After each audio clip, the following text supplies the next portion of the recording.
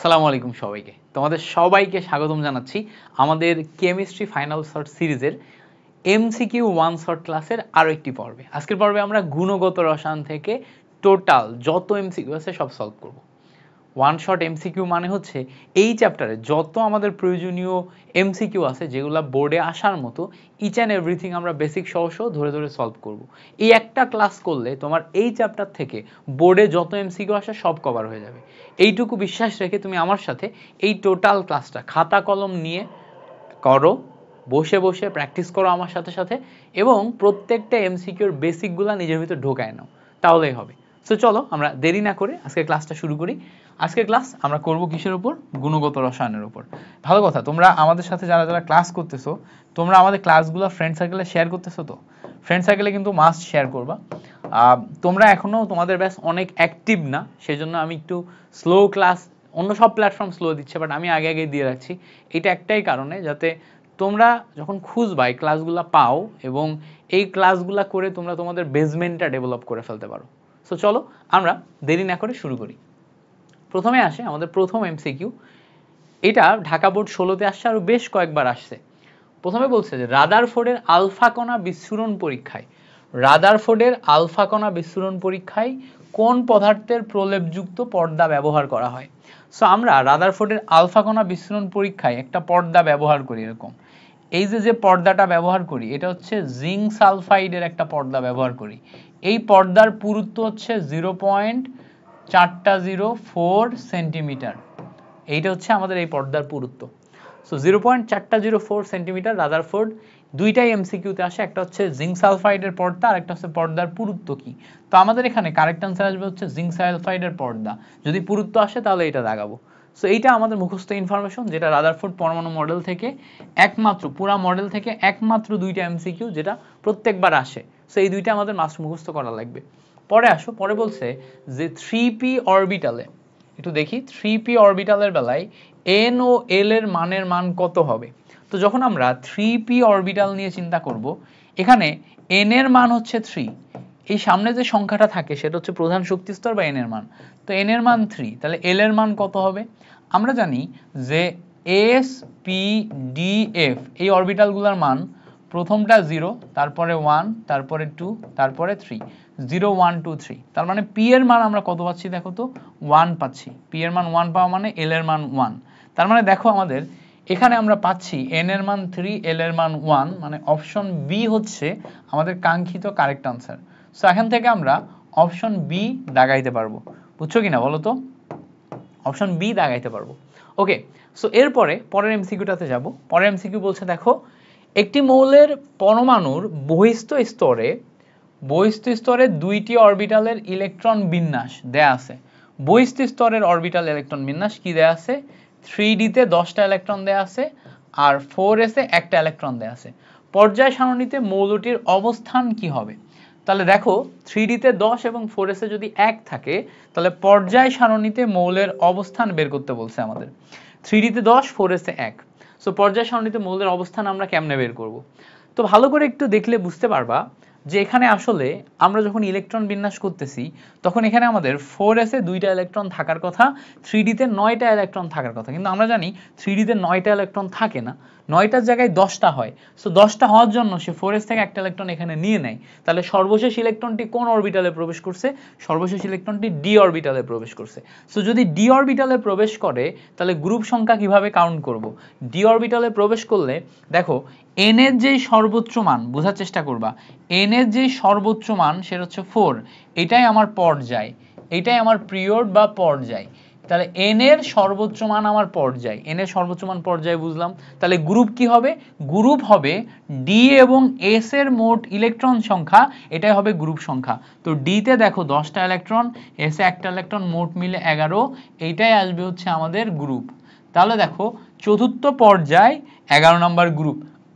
আমরা যদি একটু দেখার চেষ্টা করি, চতুর্থ পর্যায় গ্রুপ দেখো 11, তাহলে এ নাম্বারটা আসে আমাদের এখানে কারেক্ট আনসার। এ নাম্বার আসে হচ্ছে আমাদের এখানে কারেক্ট আনসার। বুঝতে পারছো?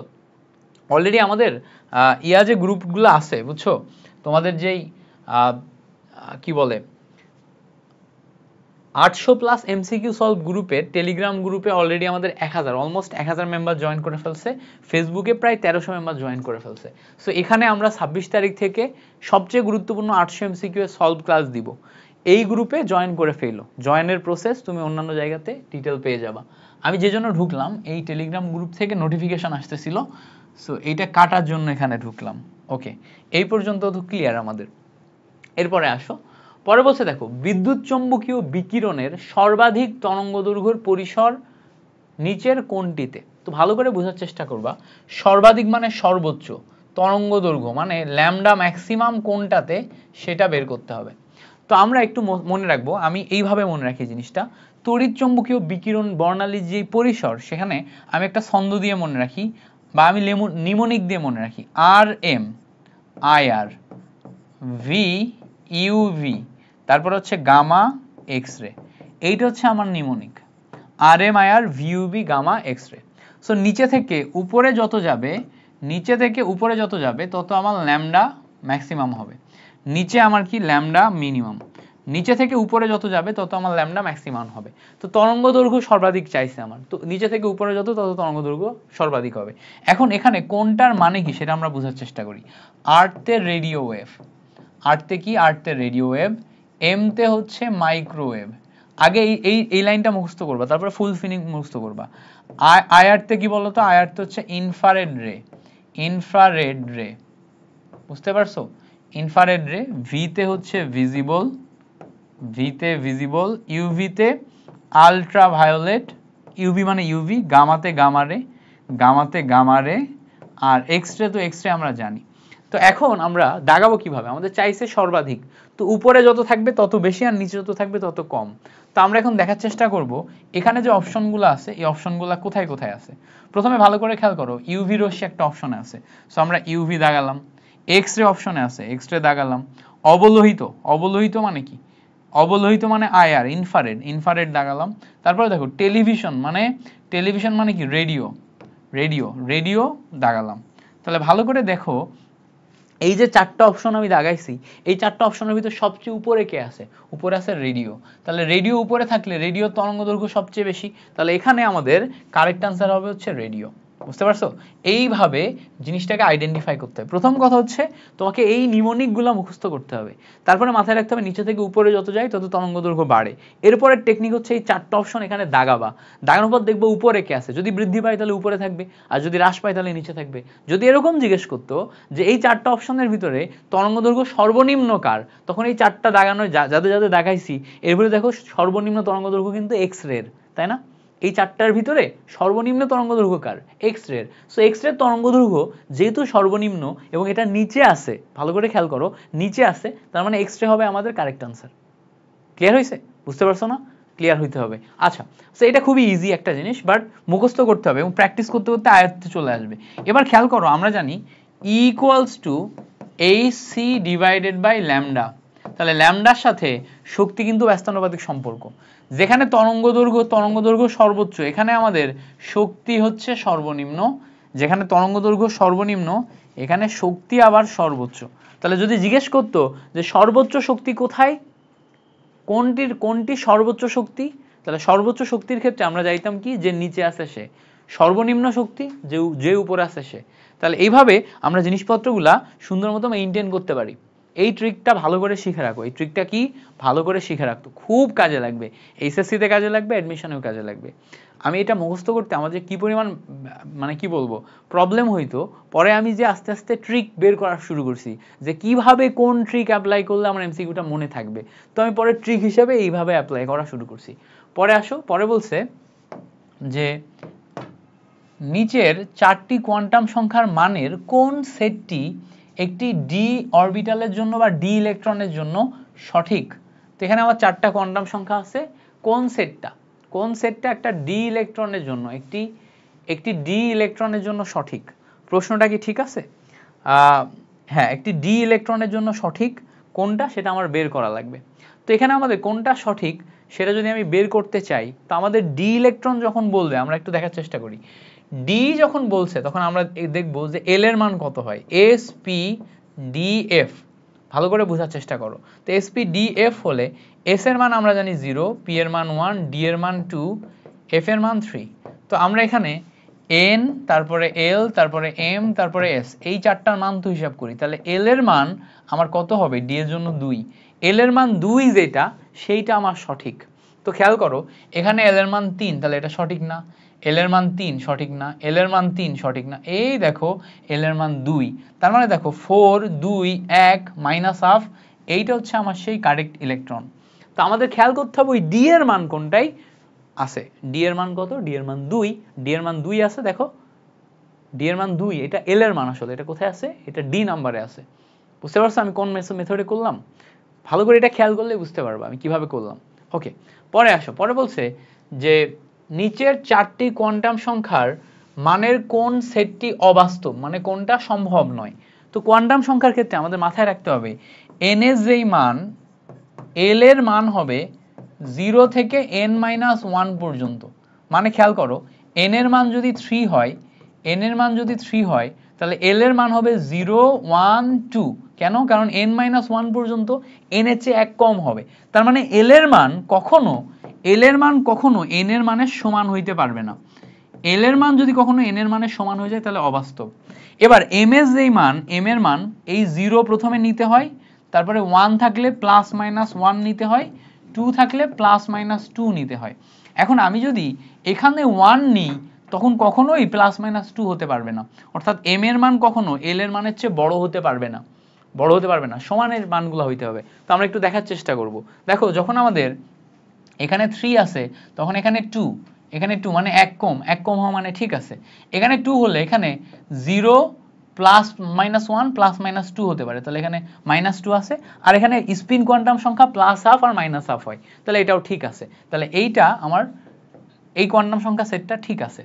এবার ভালো করে খেয়াল করো, এখানে যখন 4 হলে এখানে 0 হতে পারবে, এখানে 0 হলে এখানে অবশ্যই 0 হবে, এখানে প্লাস হইতে পারে, প্লাস হাফও হইতে পারে, মাইনাস হাফও হতে পারে, এইটাও ঠিক আছে। এই দেখো, এইটাই ঝামেলা আছে। এখানে যখন 3, তখন এখানে মান হচ্ছে 2, কারণ কি 3 হলে 0 আসে, 1 আসে, 2 আসে, তো এই 2 এর ভিতরে এখানে আমি 2 নিছি। এখানে যখন 2 আসে, তখন m এর যেই ভ্যালু সেটা 0 +-1 +-2 হয়, কখনো -3 হয় না, আর লাস্টেরটা দেখো +12 হয়। তো এইটা যেহেতু -3 হয় না, তার মানে এইটা সেই ভুল বা অবাস্তব কোয়ান্টাম সংখ্যা, তাহলে এখানে আমাদের যে সি নাম্বারটা অবাস্তব কোয়ান্টাম সংখ্যা, এইটা আমরা দাগাবো। ওকে, এই পর্যন্ত ক্লিয়ার। পরে আসো, পরে বলছে নাইট্রোজেন 7-15 এর আইসোটপে নিউট্রন সংখ্যা কত? সো নিউট্রন সংখ্যা বের করতে হবে। সো আইসোটপ মানে হচ্ছে আমাদের এই আইসোটপে প্রোটন সংখ্যা সমান। তাহলে আইসোটপ আর কি আছে না আছে তা আমাদের দেখার দরকার নেই। আমরা এখানে দেখতেছি প্রোটন সংখ্যা 7 আর ভর সংখ্যা হচ্ছে আমাদের 15। তো আমরা জানি প্রোটন প্লাস নিউট্রন মিলে হচ্ছে ভর। তাহলে প্রোটন 7 বসালাম, প্লাস নিউট্রন, ভর হচ্ছে 15। তাহলে এখানে দেখো নিউট্রন ইকুয়ালস টু 15 থেকে 7 বাদ দাও, তাহলে কত আসবে? রেজাল্ট আসবে 8। তার মানে এখানে আমরা নিউট্রন সংখ্যা পাচ্ছি হচ্ছে 8। তাহলে এই যে আইসোটপ, এই আইসোটপে নিউট্রন সংখ্যা কত? 8 আসবে। তাহলে এই বি নাম্বারটা হচ্ছে আমাদের এখানে কারেক্ট আনসার। কিভাবে করলাম বুঝতে পারছো? আমাদের মাথায় রাখতে হবে যে এইটা প্রোটন, এইটা ভর। ওকে, আচ্ছা। পরের এমসিকিউটা বলছে দেখো, মস্তিষ্কের টিউমার শনাক্তকরণে সর্বাধিক ব্যবহৃত হয় কোনটি? মস্তিষ্কের টিউমার শনাক্তকরণে সর্বাধিক ব্যবহৃত হয় কোনটি? তো দেখো, এখানে দুইটা জিনিসের পার্থক্য বুঝতে হবে। একটা হচ্ছে এনএমআর হচ্ছে, এইটার মানে হচ্ছে নিউক্লিয়ার ম্যাগনেটিক রিজোনেন্স,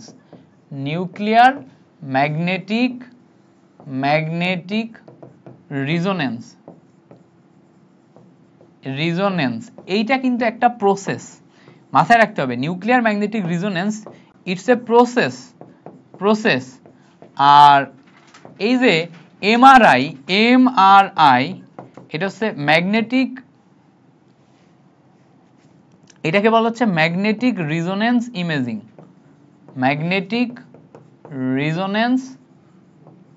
ইমেজিং।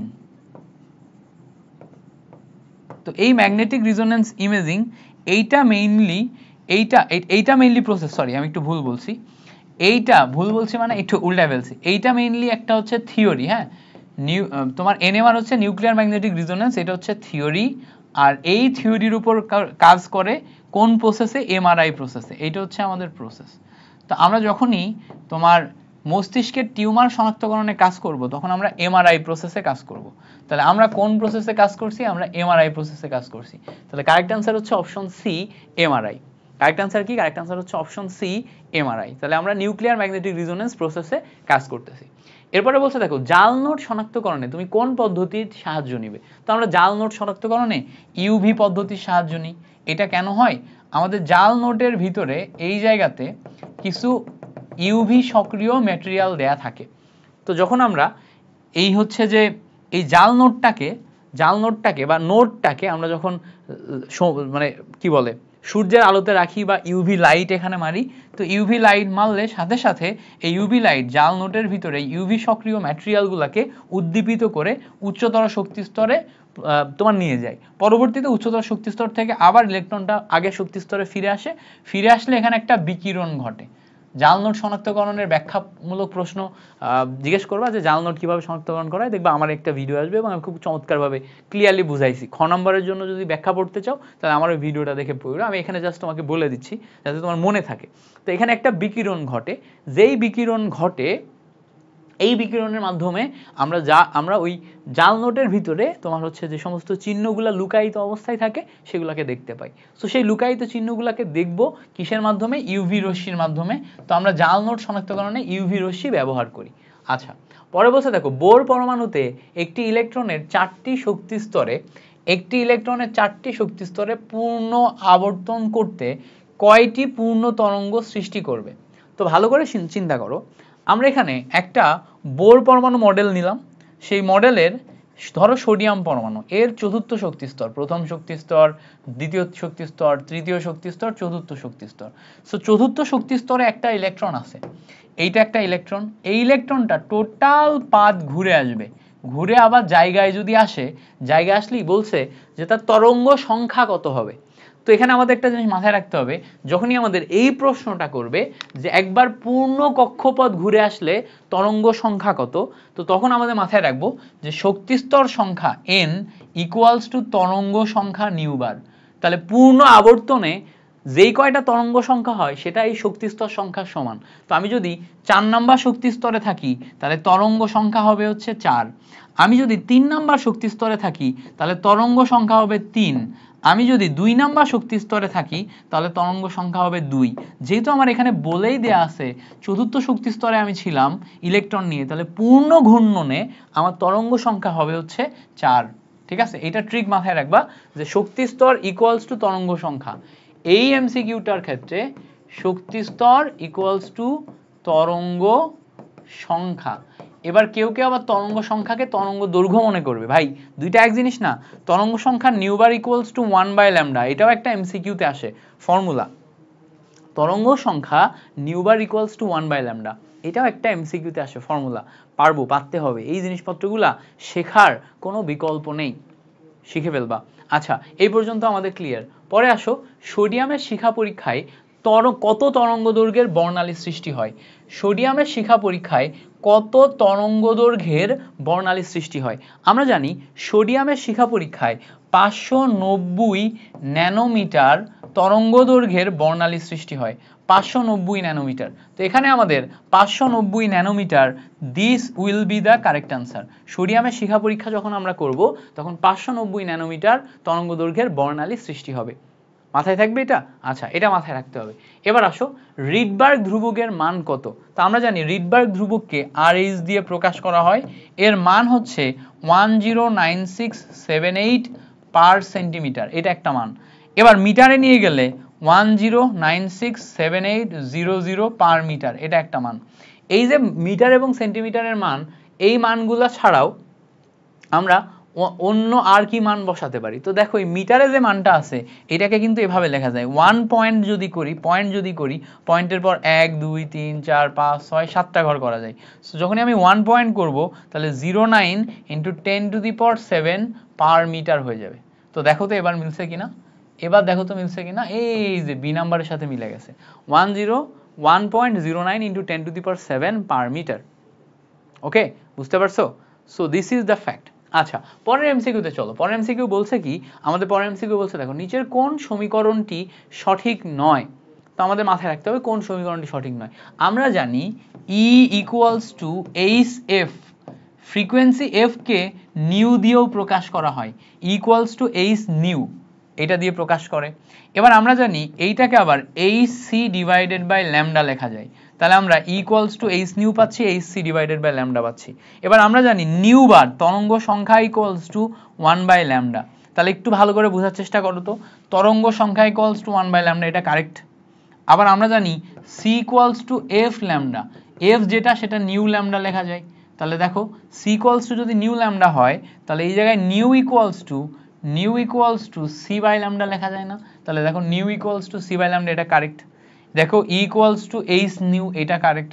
এবার ভালো করে খেয়াল করে দেখো ই এর সাথে ল্যামডার সম্পর্ক হচ্ছে ব্যস্তানুপাতিক, is inversely proportional to lambda, মানে E is proportional to 1/λ, but এখানে দেখো সমানুপাতিক দেয়া আছে, আসলে ব্যস্তানুপাতিক, এখানে সমানুপাতিক দেয়া আছে, তার মানে এইটা হচ্ছে আমার সেই কাঙ্ক্ষিত ভুল উত্তর।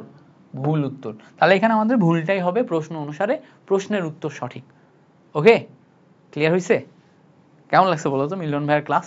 অবশ্যই কমেন্ট সেকশনে জানাবা মিলন ভাইয়ের ক্লাসগুলো কেমন লাগছে, তোমরা বুঝতেছো কিনা, কতটা উপকৃত হচ্ছ।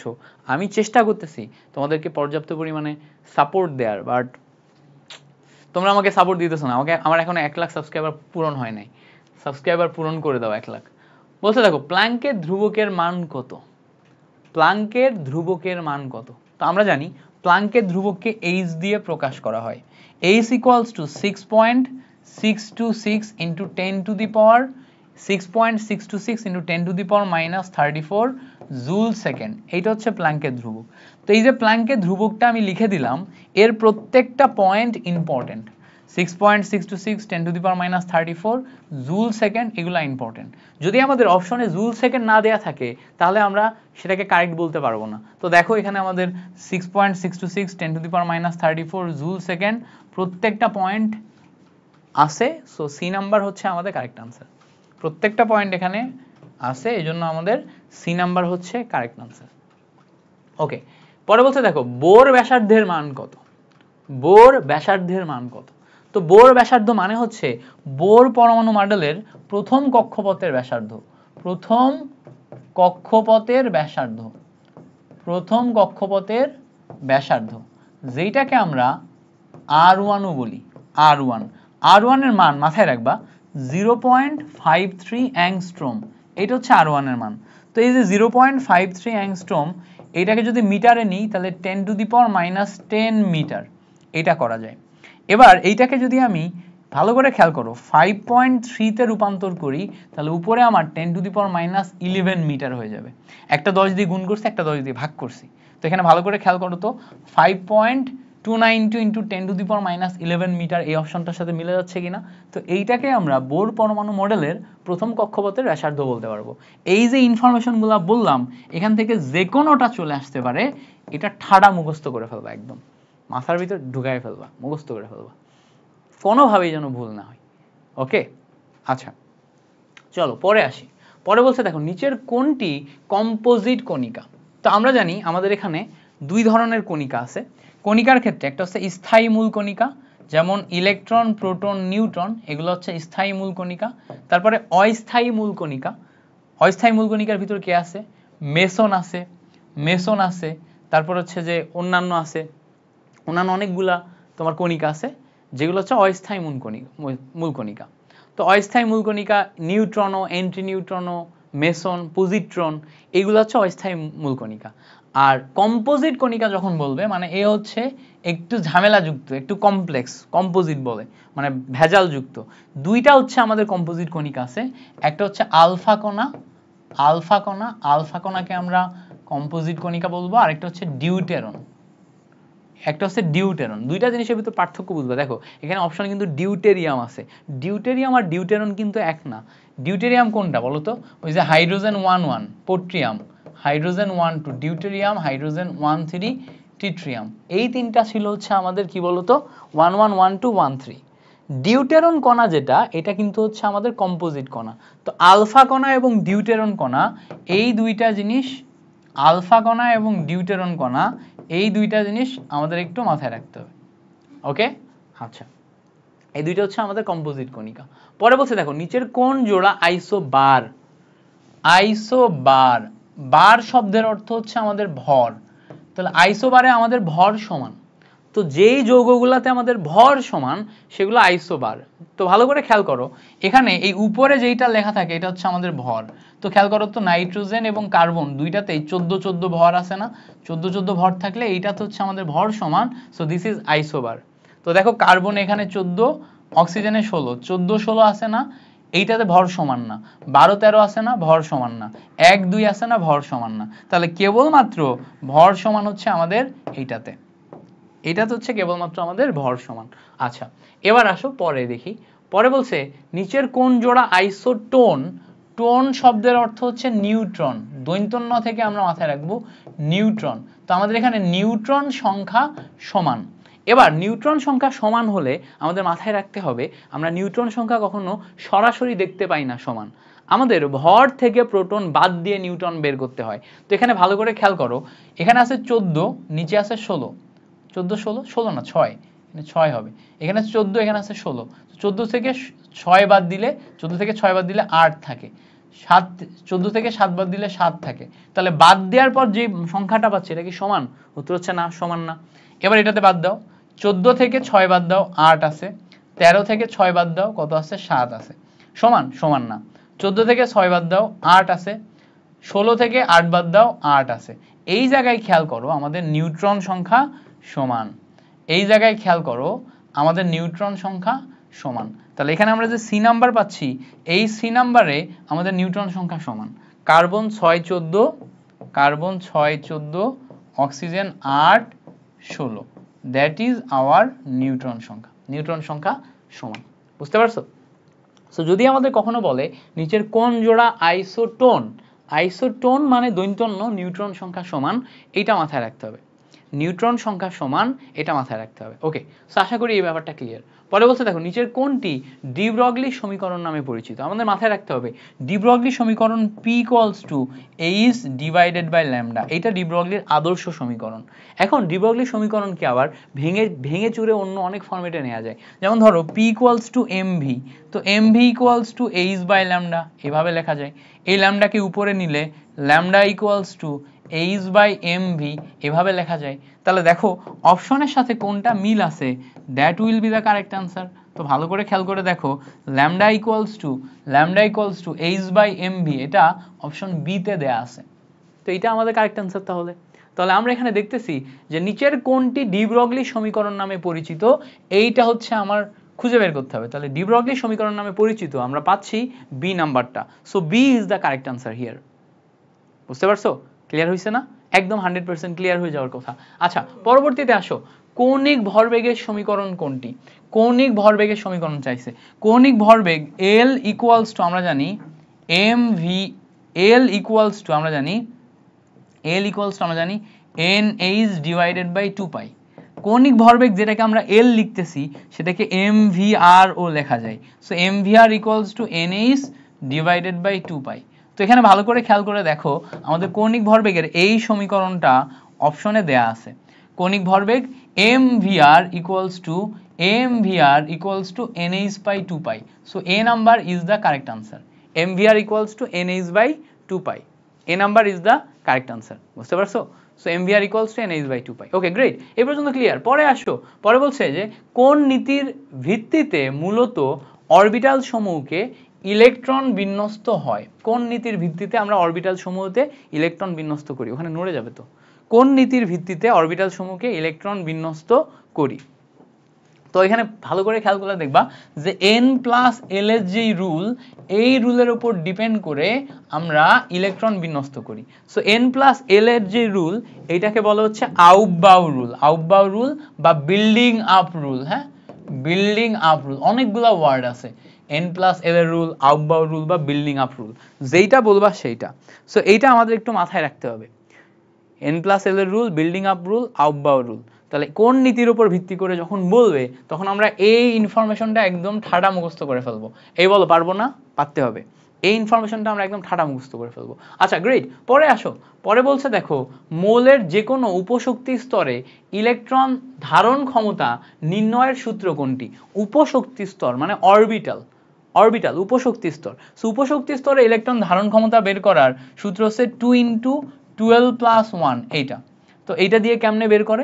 সাপোজ ধরো তুমি s অরবিটালে যাবা, s অরবিটালের জন্য l এর ভ্যালু 0, তাহলে যখন তুমি 0 বসাবা 2 × 20 + 1 ক্যালকুলেশন করে দেখবা 2, এবং তুমি জানো s অরবিটালে দুইটা ইলেকট্রনই ধরে। তো যখন তুমি তো p তে যাবা, p এর ভ্যালু 1, তো তুমি এখানে 1 বসাবা, 1 বসালে দেখবা যেখানে রেজাল্ট আসবে 6, তার মানে 6টা ইলেকট্রন যাবে। যখন তুমি ডি এর ভ্যালু যাবা, 2 বসাবা, 2 বসালে দেখবা 10 আসবে, মানে 10টা ইলেকট্রন ধরে। তাহলে এখানে আমাদের মেইন ফর্মুলা হচ্ছে 2 × 12 + 1। 2 × 12 + 1 যে ফর্মুলাটা আছে এইটা হচ্ছে আমার উপশক্তি স্তরে কতগুলা ইলেকট্রন ধরবে সেইটা বের করার ফর্মুলা। উপশক্তি স্তরে কতগুলা ইলেকট্রন ধরবে সেইটা বের করার ফর্মুলা হচ্ছে 2 × 12 + 1। ওকে, মনে থাকবে না? আচ্ছা, মনে রাখতে হবে। আচ্ছা গ্রেট, পরে আসো। পরে দেখি বলছে কোন অঞ্চলে, খেয়াল করো, কোন অঞ্চলে হাইড্রোজেন বর্ণালীর ব্র্যাকেট সিরিজের উদ্ভব ঘটে। তো আমাদের এখানে মনে রাখতে হবে হাইড্রোজেন বর্ণালীর ব্র্যাকেট সিরিজ কোন অঞ্চলে। তো আমাদের এখানে মাথায় রাখতে হবে আমাদের সিরিজ হচ্ছে লাইম্যান আছে। লাইম্যান সিরিজে আমাদের হচ্ছে যে লাইম্যান সিরিজে আমরা হচ্ছে অতিবেগুনি বা ইউভি রশ্মি নির্গত করি। তারপরে আমাদের বামার সিরিজ আছে,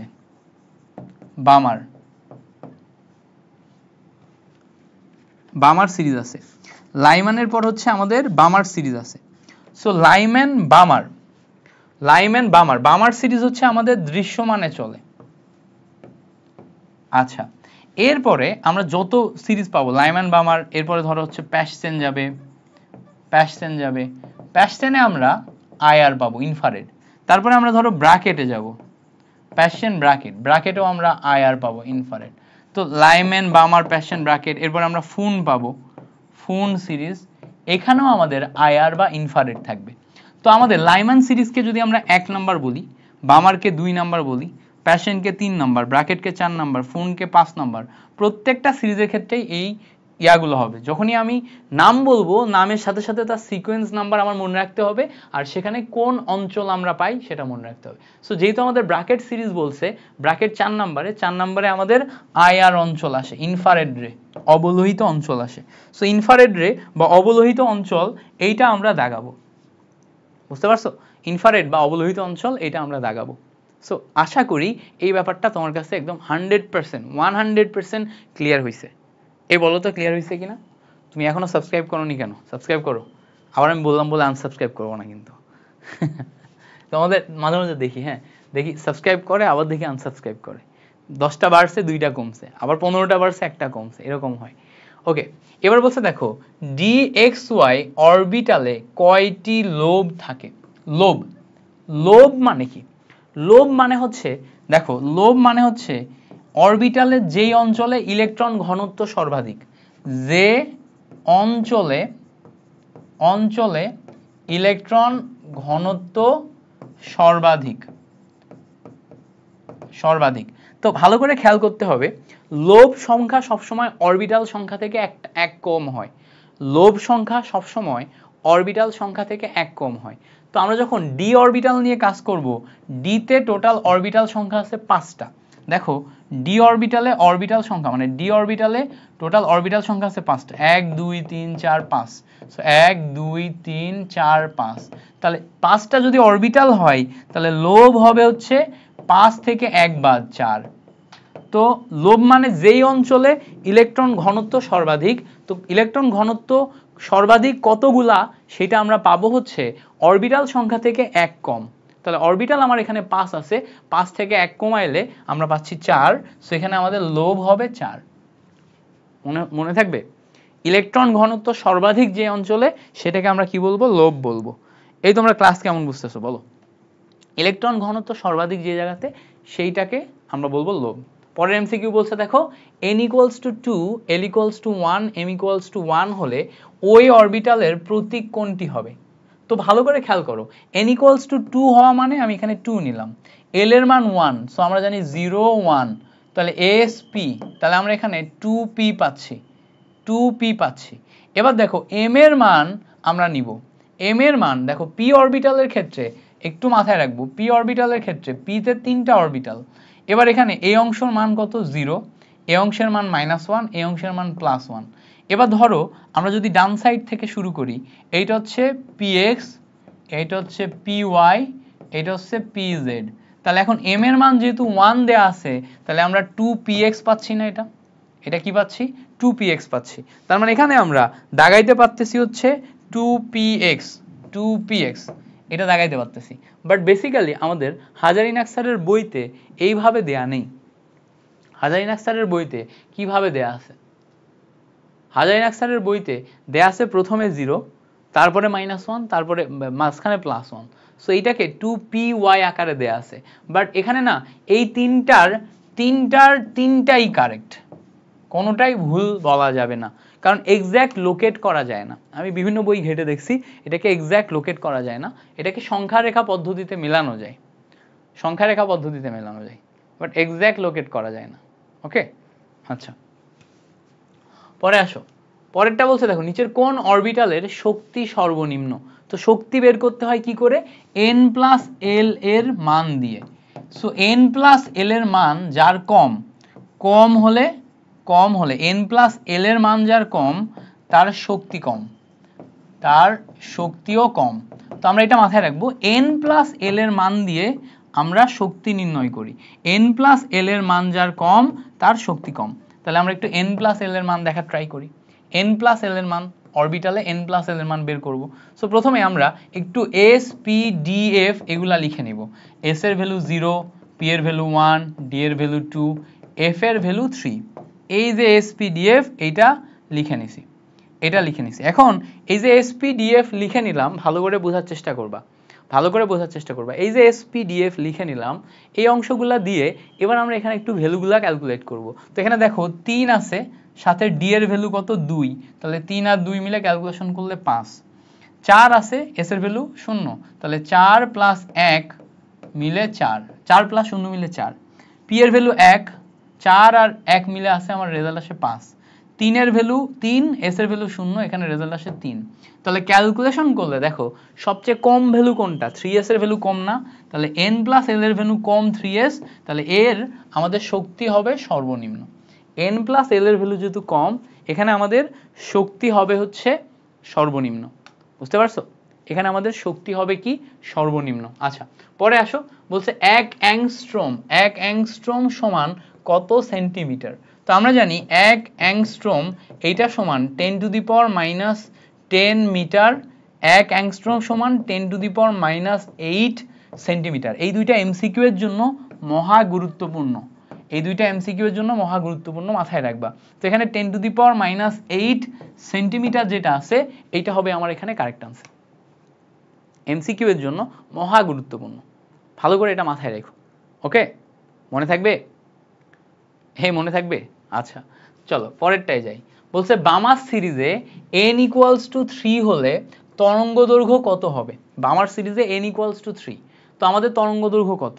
তো আমার বামার সিরিজ মানে হচ্ছে, বামার মানে হচ্ছে লোয়ার অরবিটালের মান হচ্ছে 2, তো আমরা জানি তরঙ্গ দৈর্ঘ্য lambda equals two rh into 1/n1 এর স্কোয়ার মাইনাস 1/n2 এর স্কোয়ার। তো এবার ভালো করে খেয়াল করো, আমার এখানে অপশন দেয়া আছে কোন কোন এককে? সেন্টিমিটারে। তাহলে rh এর ভ্যালু আমি সেন্টিমিটারে বসাবো, 109678, এটা হচ্ছে সেন্টিমিটারের ভ্যালু। এবার বামার সিরিজ মানে হচ্ছে n1 এর ভ্যালু হচ্ছে 2, তাহলে 1/2 এর স্কোয়ার মাইনাস 1/3 এর স্কোয়ার। এটা তুমি ক্যালকুলেটরে বসাবা, ক্যালকুলেটরে বসালে রেজাল্ট চলে আসবে, ক্যালকুলেটরে বসালে রেজাল্ট চলে আসবে। সো রেজাল্ট চলে আসবে, রেজাল্ট কি আসলেই হবে? না, আসলেই হবে না। এই টোটালটা বসাইলে একটা রেজাল্ট আসবে, একটা রেজাল্ট আসবে। এই রেজাল্টটা 1/λ এর ভ্যালু, 1/λ এর ভ্যালু। তাহলে এখন ল্যামডা এর ভ্যালু পাবা 1/ এই রেজাল্টটাকে আবার উল্টায় দিয়ে। বুঝতে পারছো? আমরা সবাই কি করি? এই অংশটা বের করে যেটা আসে এটাই অপশনে খোঁজা শুরু করি, ভুল হয়ে যায়, ভুল হয়ে যায়, as simple as that. Clear হয়েছে? বুঝতে পারছো? সো এইভাবে আমাদের এই জিনিসটা ক্লিয়ার করতে হবে। ওকে, পরের এমসিকিউতে যাব। পরের এমসিকিউ বলছে দেখো, তৃতীয় শক্তি স্তরের জন্য এমভিআর এর মান নিচের কোনটি? এমভিআর এর ভ্যালু হচ্ছে MVR equals to NH divided by 2 pi. So তৃতীয় শক্তি স্তর মানে এন এর ভ্যালু তো 3, তাহলে এন এর জায়গায় 3 বসবে, তাহলে 3h ডিভাইডেড বাই 2 পাই, এইটা আসবে এমভিআর এর ভ্যালু। তাহলে এখানে দেখো 3h divided by 2 pi C নাম্বারে আছে, সো এখানে আমাদের সি নাম্বার আসবে হচ্ছে কারেক্ট আনসার। কয় নাম্বার আছে? সি নাম্বারে আছে। So C will be the correct answer. বুঝতে পারছো কি? আশা করি এই ব্যাপারটা ক্লিয়ার হয়েছে। সো চলো আমরা পরের এমসিকিউটা দেখি। পরের এমসিকিউ দেখো, আমাদের বলছে যে কোন মতবাদে পরমাণুকে সৌরজগতের সাথে তুলনা করা হয়েছে? তো আমরা এটা জানি সবাই, এটা জানি না এমন স্টুডেন্ট সংখ্যা খুব কম। তোমরা যারা ফার্স্ট ইয়ারে একদম প্রথম পড়াশোনা শুরু করো রাদারফোর্ড পরমাণু মডেল, তো সেখানে প্রথমেই পড়ো যে রাদারফোর্ড পরমাণু মডেল হচ্ছে সৌরজগতের সাথে তুলনা করা হয়েছে। সো এইটা যদি না পারো তাহলে তো তোমার মাইর দেওয়া উচিত। পরে বলছে দেখো, বিকিরিত আলোক রশ্মির তরঙ্গ দৈর্ঘ্য এত ন্যানোমিটার হলে এর ফ্রিকোয়েন্সি কত? তো ফ্রিকোয়েন্সি চাইছে, তরঙ্গ দৈর্ঘ্য দেয়া আছে। সো তরঙ্গ দৈর্ঘ্য যেটা দেয়া আছে, এই ল্যামডা এর ভ্যালু দেখো 486.7 ন্যানোমিটার। তো তুমি এইটা করবা কি, ন্যানোমিটার মানে হচ্ছে এই 486.7 নেওয়ার পর ন্যানোমিটার মানে হচ্ছে 10⁻⁹ মিটার। এখন আমরা জানি ফর্মুলা হচ্ছে C equals to F lambda. তো ফ্রিকোয়েন্সি বের করতে গেলে F equals to C divided by lambda পাবো। সি এর ভ্যালু কত? সি এর ভ্যালু হচ্ছে 3 × 10⁸, এটা হচ্ছে সি এর ভ্যালু, ডিভাইডেড বাই ল্যামডা। ল্যামডার ভ্যালু কত? 486.7 × 10⁻⁹। এবার এটাকে ক্যালকুলেশন করো, ক্যালকুলেশন করলে অ্যাডজাস্ট হয়ে যাবে। বুঝতে পারছো? সো আমাদের এখানে বের করতে বলছে ফ্রিকোয়েন্সি কত হবে। ফ্রিকোয়েন্সি কত হবে? C equals to F lambda, তাহলে F equals to C divided by lambda, এটাই আসার কথা। ওকে, তো আমরা হচ্ছে ন্যানোমিটার থেকে 10⁻⁹ মিটার এটাতে কনভার্ট করে নিচ্ছি। সবই ঠিক আছে। আমার মতে এখানে 4টা অপশনের ভিতরে কোনো অপশনে একটু ঘাবলা আছে ছোটোখাটো, এই জন্য নাও মিলতে পারে, বাট ওভারঅল বাকি যে জিনিসপত্রগুলো সিস্টেম সব ঠিকঠাকই দেখাই দিছি, তুমি ক্যালকুলেশন করে অপশনগুলোর সাথে একটু মিলায়ও। আচ্ছা, সো এই পর্যন্ত তো আমাদের ক্লিয়ার, তাই না? এই পর্যন্ত যতদূর করছি এই পর্যন্ত আমাদের ক্লিয়ার। পরের এমসিকিউ বলছে দেখো, কোন আলোক রশ্মির ফ্রিকোয়েন্সি বেশি হবে? তো আমাদের কোন আলোক রশ্মির ফ্রিকোয়েন্সি বেশি হবে সেটা বের করতে হবে। তো আমরা সেই আবার যাব আর এম আই আর, তারপর হচ্ছে ভি ইউভি গামা এক্স রে। এবার তোমার নিচে থেকে উপরে যত যায় তত আমার ল্যামডা ম্যাক্সিমাম হয়, ল্যামডা যত ম্যাক্সিমাম হয় তত আমার ফ্রিকোয়েন্সি মিনিমাম হয়, কারণ ব্যস্তানুপাতিক সম্পর্ক। নিচে আমার ল্যামডা মিনিমাম হয়, ফ্রিকোয়েন্সি ম্যাক্সিমাম হয়। সো যে যত নিচে থাকবে তার ফ্রিকোয়েন্সি তত বেশি। এবার আমার 4টা অপশন দাগাইতে হবে। প্রথমে আসি এক্স রে, এক্স রে দাগালাম, সবচেয়ে নিচে আছে, তাহলে ফ্রিকোয়েন্সি তো সবচেয়ে বেশি এরই হবে, আর কোনো কথা আছে? তারপরেও 4টা দাগাই, এরপরে দেখো ইউভি, তারপরে দেখো আইআর, তারপরে দেখো রেডিও ওয়েভ। তো 4টার ভিতরে এক্স রে দেখো সবচেয়ে নিচে আছে, সো ফ্রিকোয়েন্সি সবচেয়ে বেশি কার? এক্স রে, তাই না? ফ্রিকোয়েন্সি সবচেয়ে বেশি কার? X ray. সো আশা করি এই পর্যন্ত আমাদের ক্লিয়ার হয়েছে। পরের এমসিকিউ আসো। পরের এমসিকিউ বলছে অসীম দূরত্ব থেকে ইলেকট্রন তৃতীয় শেলে স্থানান্তরিত হলে নিচের কোন বর্ণালী সিরিজ পাওয়া যায়? 3 নাম্বার সিরিজ ইয়াতে। সো প্রথম সিরিজ হচ্ছে লাইমেন, 2 নাম্বার বামার, 3 নাম্বার হচ্ছে প্যাশন। লাইমেন, বামার, প্যাশন, তাহলে 3 নাম্বার সিরিজ বললে আমাদের এখানে কি আসবে? প্যাশন আসবে। সো অসীম যে কোনো জায়গা থেকে যদি প্রথম অরবিটালে আসে তাহলে লাইমেন, 2 নাম্বার আসলে বামার, 3 নাম্বার আসলে কি? প্যাশন। ওই বালিশটা সরাও, একটু খেয়াল করো অথবা ওখান থেকে উঠো। লাইমেন, বামার, প্যাশন, বুঝতে পারছো? ক্লিয়ার হয়েছে? ওকে, সো এই হচ্ছে আমাদের এই পর্যন্ত কাহিনী। এবার আসো পরের এমসিকিউতে যাই। ইলেকট্রন বিন্যাসের সাধারণ নিয়মের ব্যতিক্রম দেখায় নিচের কোন মৌলটি? তো এখানে যে কয়টা মৌল আছে এর ভিতরে কে ব্যতিক্রম দেখায়? আমাদের জানতে হবে ব্যতিক্রম দেখায় হচ্ছে ক্রোমিয়াম, ব্যতিক্রম দেখায় হচ্ছে কপার, ব্যতিক্রম দেখায় ক্রোমিয়াম, ব্যতিক্রম দেখায় কপার, ব্যতিক্রম দেখায় মলিবডেনাম, ব্যতিক্রম দেখায় সিলভার। এই 4টা মুখস্থ রাখবা, এই 4টা মুখস্থ রাখবা, এই 4টা ব্যতিক্রম দেখায়। ক্রোমিয়াম যেটা, এটা ডি অরবিটালে 5টা ইলেকট্রন থাকার জন্য 4s এ 1 রাখে। কপার যেটা ডি অরবিটালে 10টা ইলেকট্রন রাখার জন্য 4s এ 1 রাখে। এইটাই হচ্ছে আমার ব্যতিক্রম। তো এখানে দেখো আমাদের ক্রোমিয়ামটা দেয়া আছে, সো ক্রোমিয়ামটা হবে আমাদের কারেক্ট আনসার। আমরা ক্রোমিয়াম দাগায় ফেলবো। পরের এমসিকিউ, নিচের কোন অরবিটাল বক্স পদ্ধতিতে আউটবাউ নীতি মানা হয়নি? তো দেখো এখানে আমাদের বক্স পদ্ধতি দেয়া আছে, তো বক্স পদ্ধতি কিন্তু আসলে আউটবাউ নীতি না, বক্স পদ্ধতি হচ্ছে হুন্ডের নীতি। তার মানে আমাদের আউটবাউ নীতি যদি মানতে হয়, আউটবাউ নীতি মানে n+l এর রুল, তার মানে আমাদের দেখতে হবে n+l এর রুল ঠিক আছে কিনা। তো এখানে দেখো প্রথমে আছে 2s, 2s মানে আমার n+l করলে 2 আসে। তারপরে দেখো 2p করলে n+l করলে 3 আসে। তাহলে প্রথমে এইটা ইলেকট্রন যাবে, তারপর এটা ইলেকট্রন যাবে, ঠিকই আছে, প্রথমে এটাই ভরছে, তারপর এটাই গেছে। আচ্ছা, এখানে দেখো 3s, 3s মানে 3, 4p মানে 4, তো প্রথমে এটাই গেছে, তারপর এটাই গেছে, এটাও ঠিক আছে। এবার দেখো এখানে আমাদের 5s আছে, 5s থাকলে 5 হয়। 5s এর পরে আমাদের ইলেকট্রন কোথায় যায়? 5s এর পরে আমাদের ইলেকট্রন তোমার 4d তে যায়। কেন 4d তে যায়? 4d তে যায় 5s এর পরে 5s 5p 4d তে যায়। তো কেন 4d তে যায়? কারণ হচ্ছে খেয়াল করে দেখো 4d তে আমাদের n+l এর ভ্যালু আসে হচ্ছে 6, 5p তে n+l এর ভ্যালু আসে 6, তাহলে এইটাতে যাবে 5p তে যাবে না 4d তে যাবে? তো আমরা একটু যদি অরবিটাল দেখি, একটা হচ্ছে 4d আর একটা হচ্ছে 5p। এখানে n+l এর ভ্যালু আসছে 6, এখানেও n+l এর ভ্যালু আসছে 6। সো n+l এর ভ্যালু যদি কখনো সমান হয়ে যায়, তখন n এর ভ্যালু যার কম সেটাতে আগে ইলেকট্রন যাবে, তাহলে প্রায়োরিটি বেশি কার? 4d এর। তাহলে এখানে আমরা 5s এর পর 5p তে ইলেকট্রন দিছি, যেটা হবে না, 5p তে ইলেকট্রন না যে 4d তে ইলেকট্রনটা যাইতো। তাহলে কোনটা সঠিক নাই? এইটা হচ্ছে আমাদের সঠিক নাই। বাকি দেখো এটা ঠিক আছে, বুঝতে পারছো? এই দুইটা ঠিক আছে, সো সি নাম্বারটা হচ্ছে আমাদের সঠিক নয়। পরে আসো, পরে বলছে যে M3+, এইটার আয়নে 23টা ইলেকট্রন আছে। তো এখানে আমাদের অলরেডি 23টা ইলেকট্রন আছে, আর 3টা ইলেকট্রন সে ছেড়ে দিছে, তাহলে সেই 3টা ছেড়ে দিছে সেটা যোগ করলে আমাদের টোটাল ইলেকট্রন সংখ্যা কত হয়? 26টা। তাহলে M এর পারমাণবিক সংখ্যা কত? তাহলে 26টা ইলেকট্রন থাকলে পারমাণবিক সংখ্যা হচ্ছে 26, ইলেকট্রন আর প্রোটন সংখ্যা সমান, তাহলে এখানে আমরা ডি নাম্বার পাচ্ছি হচ্ছে 26। ওকে, তাহলে M3+ মানে হচ্ছে M 3টা ইলেকট্রন ছেড়ে দিছে, 3টা ছাড়ার পরে 23, তাহলে 23 + 3 করতে হবে, তাহলে টোটাল মিলে আমি কত পাবো? 26 পাবো। ক্লিয়ার হয়েছে? একদম 100% ক্লিয়ার হয়ে যাওয়ার কথা। পরে আসো, ক্রোমিয়াম পরমাণুতে কয়টি বিজোড় বা অযুগ্ম ইলেকট্রন আছে? ক্রোমিয়াম পরমাণুতে কয়টি বিজোড় বা অযুগ্ম ইলেকট্রন আছে? তো খেয়াল করো এখানে আমাদের ক্রোমিয়াম পরমাণুতে যদি আমরা দেখার চেষ্টা করি, ক্রোমিয়ামের ইলেকট্রন সংখ্যা হচ্ছে আমাদের 24টা। তো এখন ক্রোমিয়ামের ইলেকট্রন বিন্যাস করলে 3d তে 5টা আর 4s এ 1টা ইলেকট্রন থাকে, ইলেকট্রন বিন্যাস করলে এটাই হয়। তাহলে এখানে 3d তে 5টা ইলেকট্রন থাকা মানে 5টা ইলেকট্রন 5টা অরবিটালে একটা করে থাকে, 1 2 3 4 5, তাহলে অযুগ্ম ইলেকট্রন সংখ্যা কত হচ্ছে? 5টা। তো আমরা মাথায় রাখবো ক্রোমিয়ামে আমাদের অযুগ্ম ইলেকট্রন 5টা। এই কত বলো তো? একদম পুরা 5টা, পিওর 5, বুঝতে পারছো? ওকে, সো ক্রোমিয়ামে আমাদের অযুগ্ম ইলেকট্রন সংখ্যা হচ্ছে 5টা।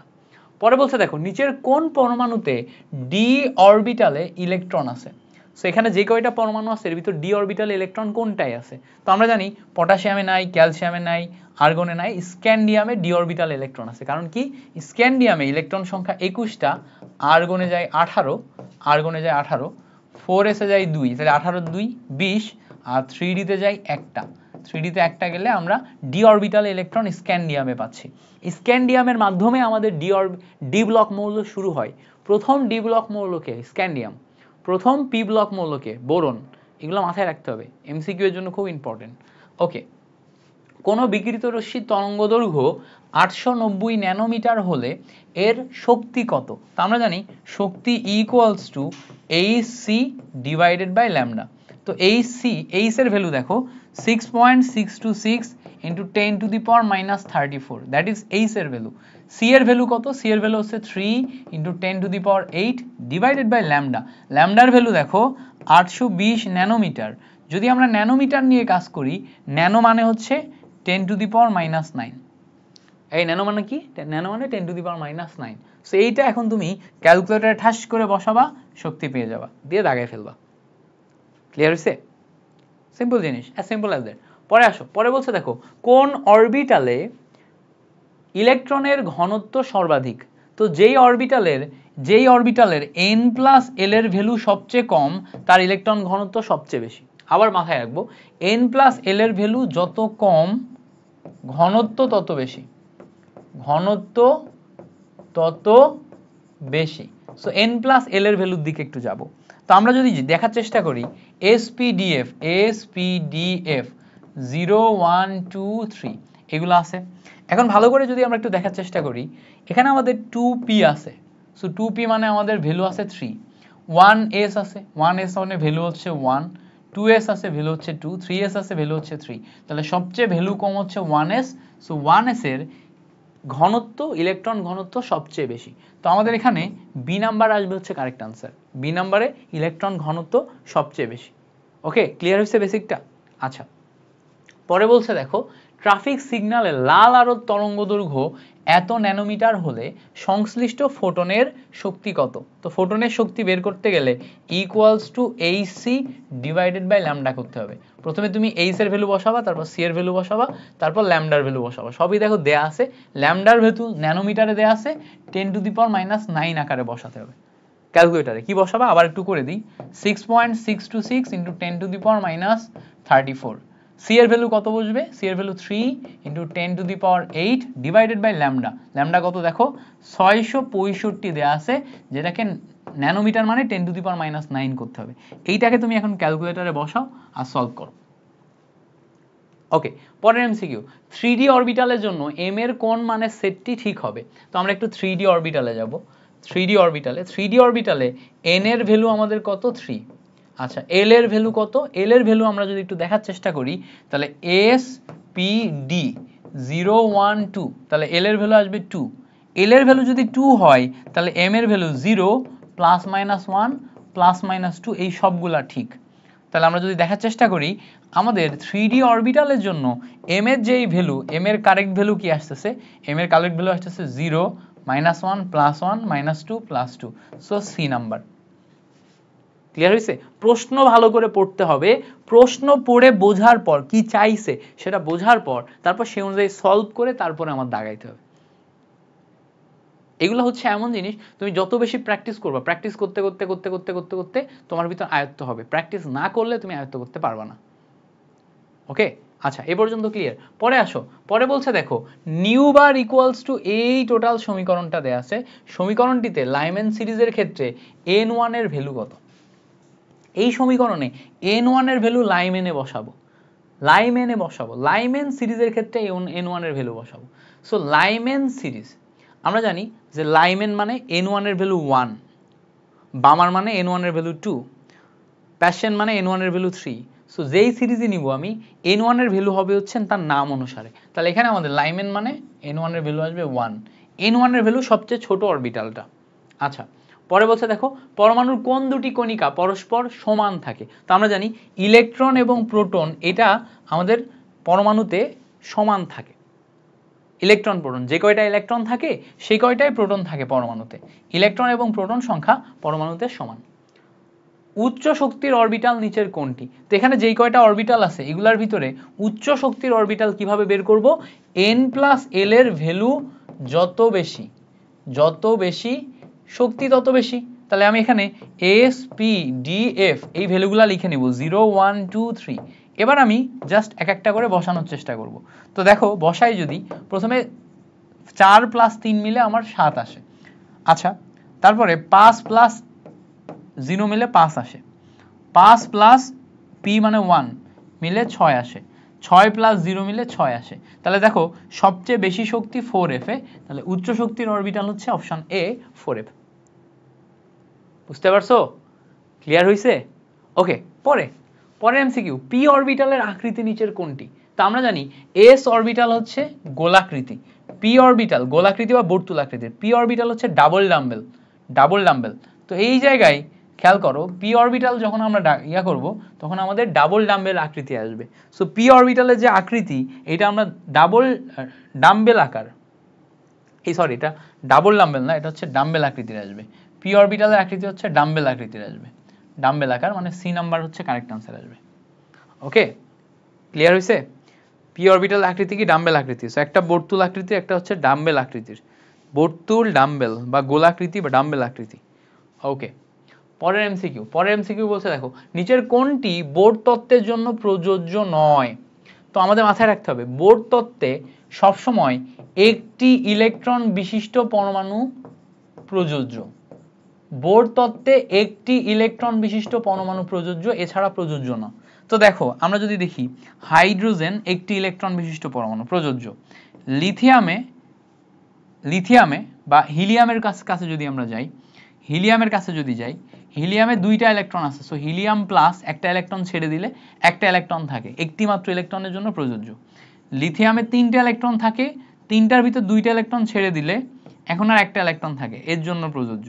ঠিক আছে, বেরিলিয়ামে চারটা ইলেকট্রন থাকে, তিনটা যদি ছেড়ে দাও একটি ইলেকট্রন থাকে, এর জন্য প্রযোজ্য। ব্যাপারটা এভাবে কাজ করে। সো যে সমস্ত পরমাণুতে একটি করে ইলেকট্রন আছে, সেই একটি করে ইলেকট্রনের জন্য আমাদের বোর তত্ত্ব প্রযোজ্য। তাহলে এখানে আমরা যদি দেখার চেষ্টা করি, হিলিয়াম প্লাসে একটি ইলেকট্রন আছে, সো হিলিয়াম প্লাসের জন্য আমাদের বোর তত্ত্ব প্রযোজ্য। আচ্ছা, লিথিয়াম 2 প্লাসের জন্য বোর তত্ত্ব প্রযোজ্য। হাইড্রোজেনের জন্য বোর তত্ত্ব প্রযোজ্য। তাহলে প্রযোজ্য নয় কার জন্য? হাইড্রোজেন প্লাসের জন্য। ওয়াই হাইড্রোজেন প্লাসের জন্য, ওয়াই বিকজ হাইড্রোজেন প্লাসে একটি মাত্র ইলেকট্রন নাই, একটি ছিল সেটা ছেড়ে দিছে, 0 ইলেকট্রন আছে, 0 ইলেকট্রন হলে তার জন্য প্রযোজ্য না। আচ্ছা, পরে বলছে দেখো, হাইড্রোজেন পরমাণুর প্রথম কক্ষপথের ইলেকট্রনের শক্তি E1 হলে তৃতীয় কক্ষপথের ইলেকট্রনের শক্তি কত হবে? তো আমরা জানি এইটার ফর্মুলা হচ্ছে En equals to E1 divided by n square. তাহলে এখন যদি আমি তৃতীয় কক্ষপথের শক্তি বের করতে চাই, n এর জন্য E3 equals to E1 divided by 3 এর স্কয়ার। তার মানে আমরা উপরে E1 নিব, নিচে 9 পাবো। তো এখানে আমরা E1 divided by 9 পাচ্ছি। সো E1 divided by 9, দেখো অপশন কোথায় পাচ্ছি? E1 divided by 9 option A তে, অপশন এ তে। তো এখানে খেয়াল করো, হাইড্রোজেন পরমাণুর প্রথম কক্ষপথে ইলেকট্রন E1 হলে তৃতীয় কক্ষপথে ইলেকট্রনের শক্তি বের করার ফর্মুলা হচ্ছে এটা। এটা ব্যবহার করে তুমি করতে পারবা। ক্লিয়ার না? ক্লিয়ার। ওকে, গ্রেট। পরে আসো, পরে বলছে দেখো, হাইড্রোজেন পরমাণুর বর্ণালীর কোন সিরিজে দৃশ্যমান অঞ্চলের রশ্মি দেখা যায়? দেখো কোন সিরিজে দৃশ্যমান অঞ্চলের রশ্মি দেখা যায়। সো আমরা জানি লাইমেন বামার সিরিজে দৃশ্যমান অঞ্চলের রশ্মি দেখা যায়, শুধুমাত্র বামার সিরিজে দৃশ্যমান অঞ্চলের রশ্মি দেখা যায়। তাহলে যেই দৃশ্যমান, যখনই দৃশ্যমান কথাটা আসবে তখনই আমরা বামার সিরিজে যাব। ঠিক আছে, মুখস্থ থাকে যেন, বইয়ের জিনিস, মেইন বইয়ের জিনিস মুখস্থ থাকে যেন। এবার বলছে দেখো, সহকারী কোয়ান্টাম সংখ্যা এল, এল এর মান যখন 2, তখন এম এর মান কয়টি? সো এল এর মান যখন 2, এল ইকুয়ালস টু যদি 2 হয়, তাহলে এম ইকুয়ালস টু আমরা 0 নিতে পারবো, +-1 +-2 নিতে পারবো। টোটাল মান কয়টা? 5টা। তাহলে যখন ওটার মান 2, তখন আমরা 5টা ভ্যালু পাচ্ছি। কয়টা? 5টা, 5 ভ্যালুস পাচ্ছি, 5 ভ্যালুস। বুঝতে পারছো? ক্লিয়ার হয়েছে? আচ্ছা, পরে আসো, আয়রন 2 প্লাসের আয়নের ডি অরবিটালে ইলেকট্রন সংখ্যা কতটি?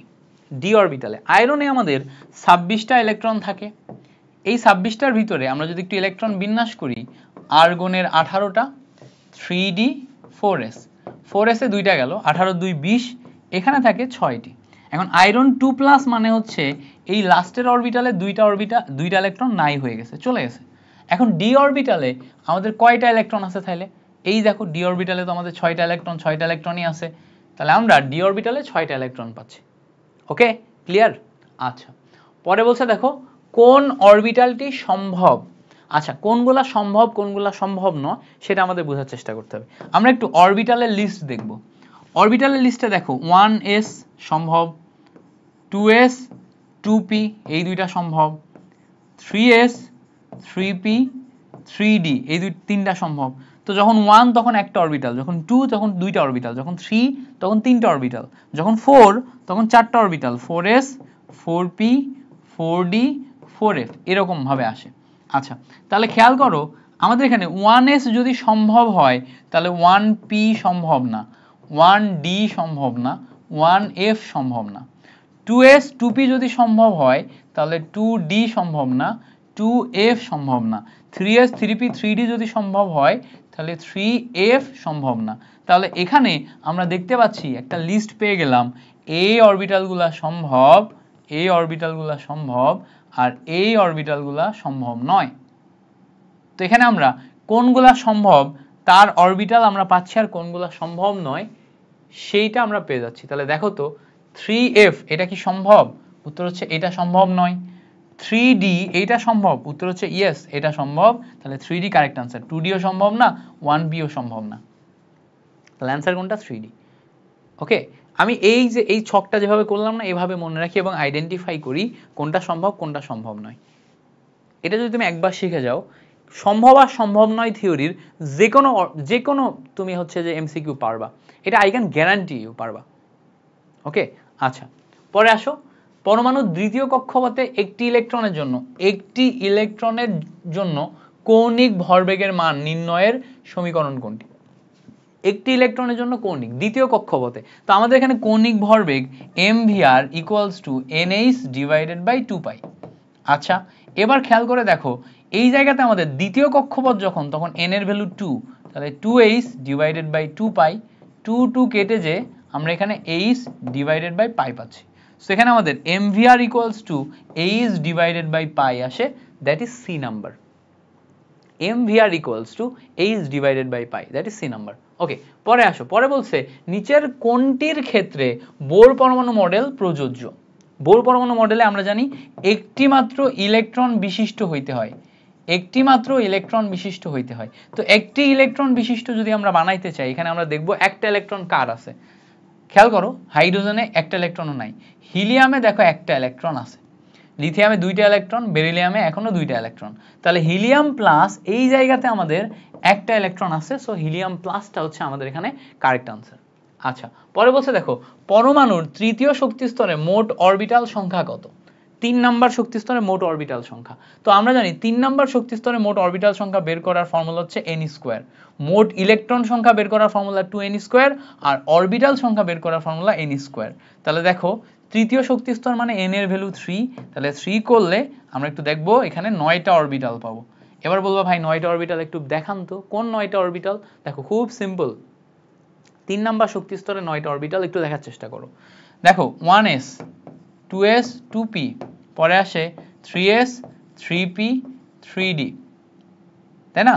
তাহলে 3 নাম্বার যে শক্তি স্তর, এই 3 নাম্বার শক্তি স্তরে 9টা অরবিটাল এখানে আছে। দেখো 9টা অরবিটাল, 3 নাম্বার শক্তি স্তরের 9টা অরবিটাল।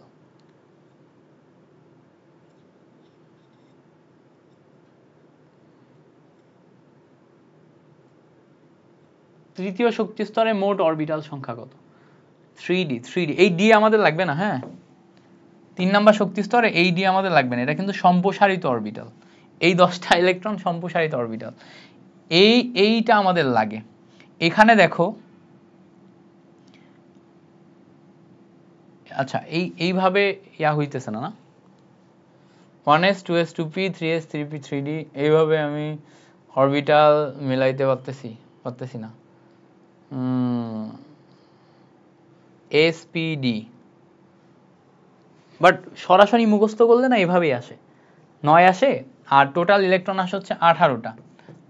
2n স্কয়ারে 3 নম্বর অরবিটালে টোটাল ইলেকট্রন আসে 18টা। যেমন ধরো KLM, এটাই যদি দেখো প্রথমে 2টা, তারপরে কত, তারপরে আসে হচ্ছে 2 8, তারপরে আসে হচ্ছে 18, এরকম 2n স্কয়ার 2 8 18, তারপরে 36, এভাবে আসে। সো m এর ক্ষেত্রে 18টা ইলেকট্রন 9টা অরবিটাল। সো সেই 9টা অরবিটাল মিলাই কেমনে? আমি আগে মনে ছিল, এখন অনেক রাত হয়ে গেছে তো মাথায় আর কাজ করতেছে না, এই জন্য হয়তো মনে পড়তেছে না।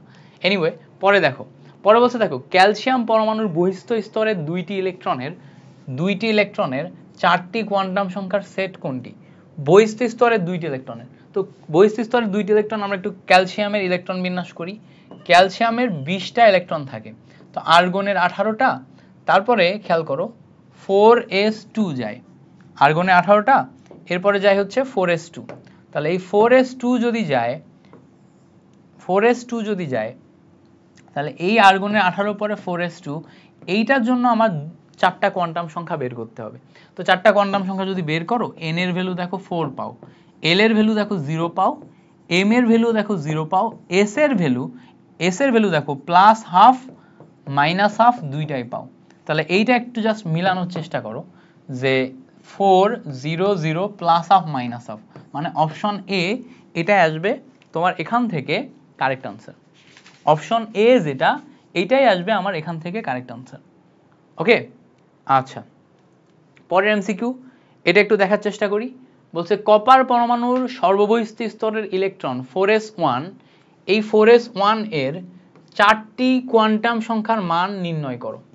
4s1 এর, তো আমার এখানে যদি 4s1 এটা 4টা কোয়ান্টাম সংখ্যা বের করি, n এর ভ্যালু 4, l এর ভ্যালু 0, m এর ভ্যালু 0, s এর ভ্যালু প্লাস হাফ, এই 4টা কোয়ান্টাম সংখ্যা 4 0 0, খেয়াল করো 4 0 0 plus half, 4 0 0 plus half, so B number আসে হচ্ছে আমার কারেক্ট আনসার। আচ্ছা পরে বলছে দেখো কোন পরমাণুর একটি ইলেকট্রনের জন্য নিচের কোন 4টি কোয়ান্টাম সংখ্যার সেট সঠিক। একটি ইলেকট্রনের জন্য কোন 4টি কোয়ান্টাম সংখ্যার সেট সঠিক, তো ভুল কোথায় ঠিক কোথায় এটা আমরা দেখব। তো দেখো প্রথমে এখানে 3 আছে, 3 হলে এখানে 1 হবে, কারণ 3 হলে 0 1 2 পর্যন্ত হয়, তাহলে এখানে 1 ঠিক আছে। বাট এখানে যখন 1, তখন এখানে আমি -2 নিতে পারবো না, এই 1 পর্যন্তই নিতে পারবো। এখানে আমি কি নিতে পারবো, এখানে 1 হলে এখানে নিতে পারবো 0 আর +-1, এই দুইটা নিতে পারবো। তো -2 যেহেতু আছে এটা ভুল। আচ্ছা এখানে যদি 1 হয়, l এর ভ্যালু হবে 0, কারণ কি n-1 l এর ভ্যালু, তাহলে এখানে 1 আছে, তাহলে এটা ভুল। আচ্ছা এখানে 2, এখানে 1 কম 1, এখানে 1 থাকলে এখানে 0, এখানে দেখো প্লাস হাফ, তাহলে এই টোটাল কোয়ান্টাম সংখ্যা ঠিক আছে। এটা একটু মিলানোর চেষ্টা করি, দেখো এখানে 2, এখানে 1, এটা ঠিক আছে। এখানে 1 হলে এখানে কখনোই +2 সম্ভব না, কারণ এখানে 1 হলে এখানে 0 +-1 হবে, তাহলে এইটাও ভুল। তাহলে দেখো এখানে আমার একমাত্র কারেক্ট আনসার কোনটা, সি নাম্বারটা। বুঝতে পারছো? আচ্ছা পরে আসো, পরে বলছে উপশক্তি স্তরের ইলেকট্রন ধারণ ক্ষমতা নির্ণয়ের ফর্মুলা কোনটি। উপশক্তি স্তর এইটা আমরা আগেও দেখছি, 2 × 12 + 1 sp-df, 4টা উপশক্তি স্তরে কোনটার ইলেকট্রন ধারণ ক্ষমতা কত সেটা। সো ডি নাম্বারটা আসে আমার কারেক্ট আনসার। আচ্ছা পরে বলছে দেখো মৌলের পরমাণুর কোনটিতে সর্বোচ্চ 6টি ইলেকট্রন থাকতে পারে। কোনটিতে সর্বোচ্চ 6টি ইলেকট্রন থাকতে পারে, তো আমরা জানি s অরবিটালে 2টি থাকে, p অরবিটালে 6টি থাকে, d অরবিটালে 10টি থাকে, f অরবিটালে 14টি থাকে। তাহলে p অরবিটালে 6টি থাকে, এই p উপশক্তি স্তর যেটা আছে এইটাতে আমাদের 6টি ইলেকট্রন থাকতে পারে, এইটা। আচ্ছা পরে বলছে দেখো নিচের কোনটির ইলেকট্রন বিন্যাসে অ্যালুমিনিয়াম 3+ আয়নের মতো, কোনটি ইলেকট্রন বিন্যাস অ্যালুমিনিয়াম 3+ আয়নের মতো। তো অ্যালুমিনিয়াম 3+-এ আমাদের ইলেকট্রন সংখ্যা থাকে 10টা, তো আরেকটা ইলেকট্রনে ইলেকট্রন বিন্যাস সেম হইতে গেলে সেখানেও 10টা ইলেকট্রন থাকতে হবে। তো ভালো করে খেয়াল করলে দেখবা ফ্লোরিন মাইনাস, মানে ফ্লোরিনে আগে ইলেকট্রন ছিল 9, একটা ইলেকট্রন গ্রহণ করে এখন 10টা আছে, তাহলে ফ্লোরিন মাইনাস আর অ্যালুমিনিয়াম 3+ দুইটাই সেম ইলেকট্রন থাকায় এদের তোমার ইলেকট্রন বিন্যাস আগের মতো। আচ্ছা পরে বলছে দেখো কপারের 29তম ইলেকট্রনটি কোন অরবিটালে প্রবেশ করে। কপারের 29তম ইলেকট্রনটি কোন অরবিটালে প্রবেশ করে। তো কপারের 29তম ইলেকট্রনটি আমরা জানি যে আমরা কপারের ইলেকট্রন বিন্যাস যদি করি, তাহলে প্রথমে আর্গন আসে, এখানে 3d, এখানে 4s হয়।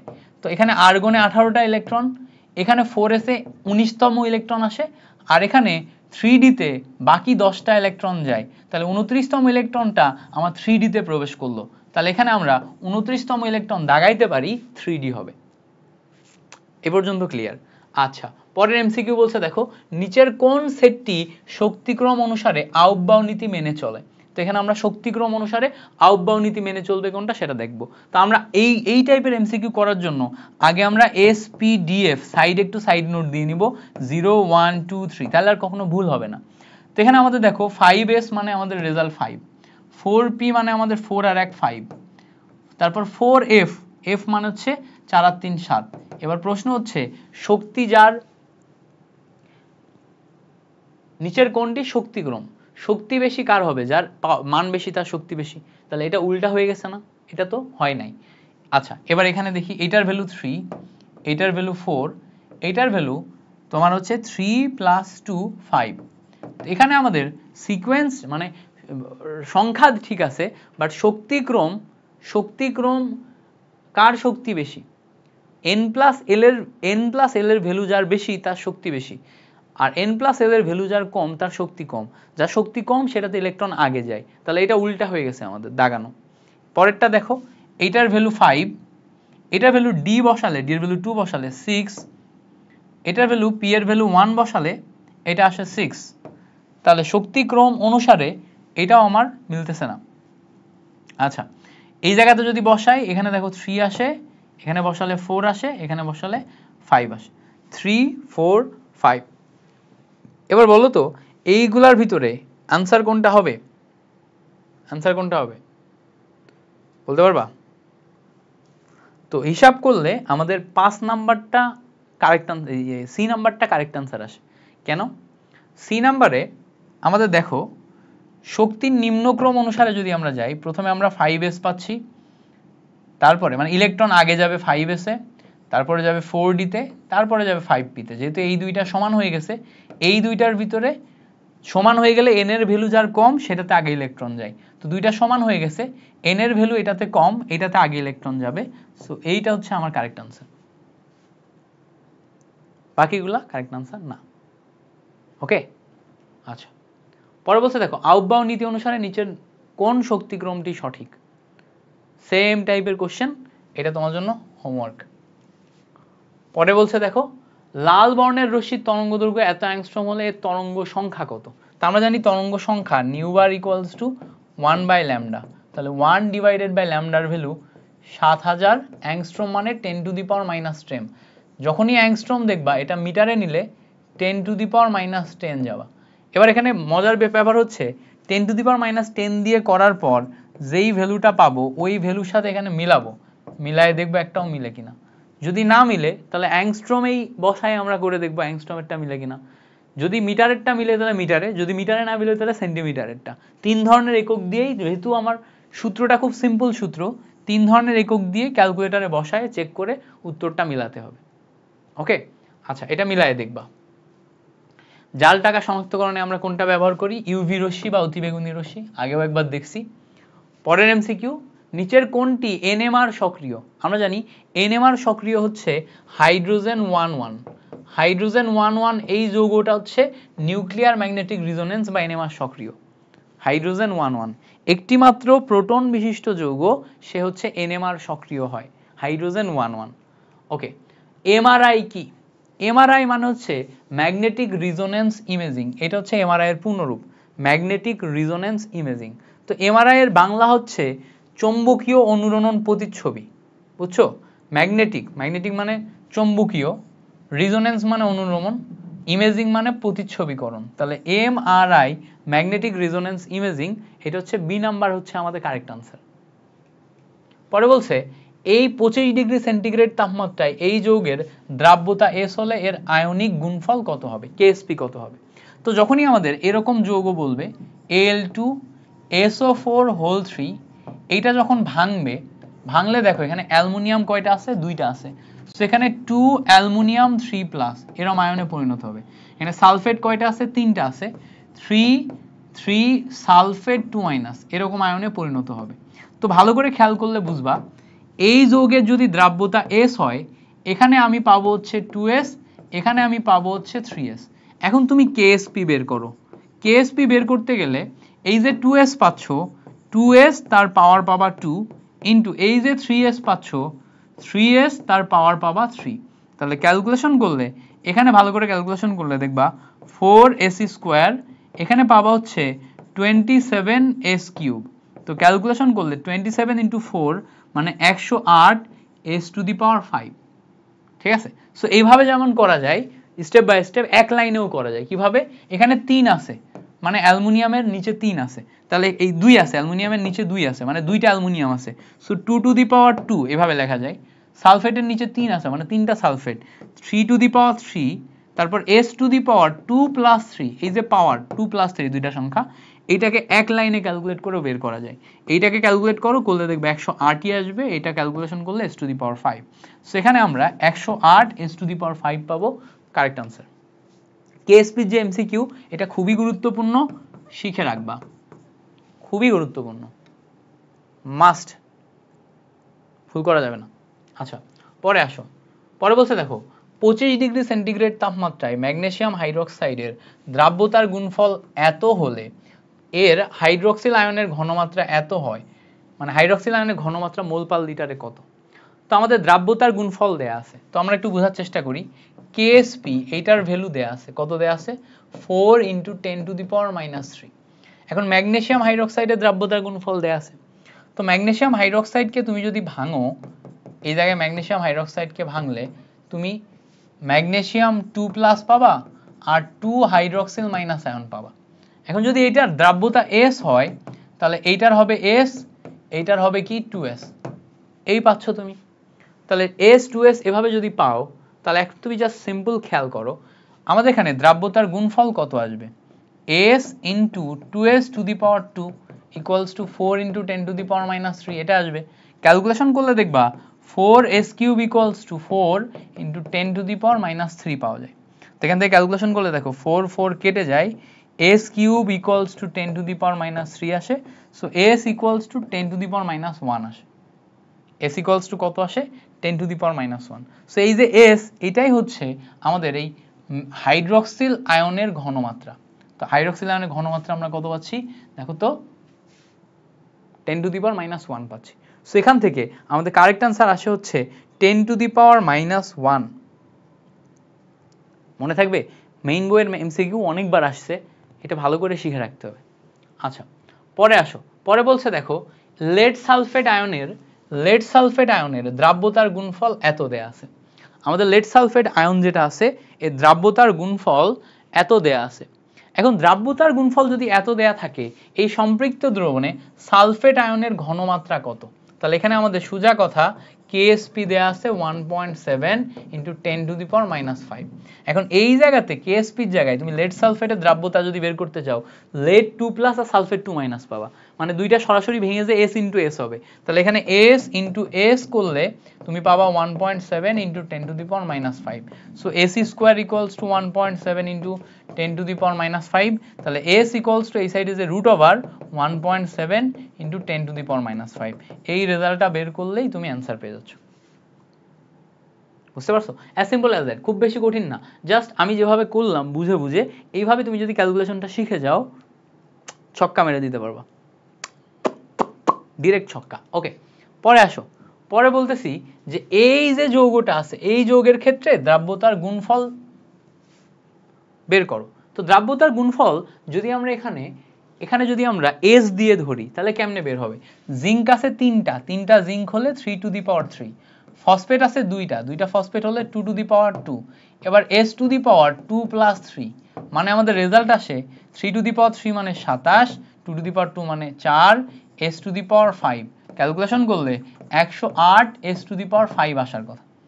তো 108 S⁵ আমরা এখন মিলাবো যে 108 কোথায় আছে, দেখো এখানে 108 নাই, এখানে 108 নাই, এখানে 108 নাই, এই যে 108 আছে S⁵ হওয়ার কথা, বাট S⁵ না নিয়ে আয়ন আকারে দেয়া আছে। এবার বলবো ভাই আয়ন কেমনে দেয়া আছে, দেখো এই যে আমাদের এখানে Zn3 আর PO4 2 দেয়া ছিল, খেয়াল করো এই 2টা এর জারণ মান, আর এখানে 3 হচ্ছে কয়টা সংখ্যা, তাহলে 3Zn2+, এই একটা, আর এখানে এর জারণ মান হচ্ছে 3 আর সংখ্যা কয়টা দুইটা, তাহলে 2PO4 3-। তো যার সংখ্যা যেটা এটাই তার পাওয়ারে যাবে। তো খেয়াল করো এইটা এর পাওয়ারে গেছে, এর সংখ্যা যেটা এটা এর পাওয়ারে গেছে, বাকি সংখ্যাগুলো সামনে চলে আসছে। তাহলে আমাদের এখানে রেজাল্ট আসছে কি ডি নাম্বারটা। বলো তো পারবো কিনা, শিখতে পারছো, বুঝতে পারছো, ক্লিয়ার হয়েছে? আচ্ছা পরেরটা আসো, এইটা খুব ইম্পর্টেন্ট একটা এমসিকিউ, এখানে আমাদের দ্রাব্যতার গুণফল বের করতে বলছে।